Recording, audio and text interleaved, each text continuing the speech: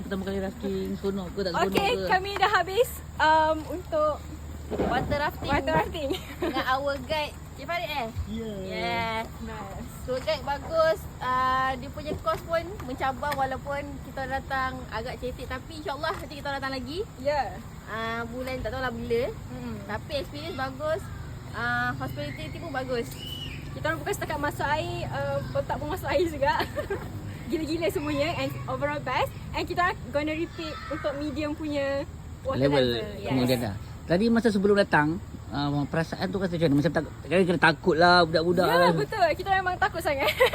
Sebab ingatkan memang macam very Takut challenging. banyak kali terlangkup dah. Ada terlengkup ke? kita orang request. Oh, request.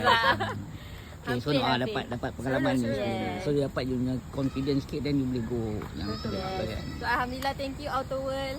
Yeah, and the guider Cik Farid. Thank you so much. Okay, terima kasih.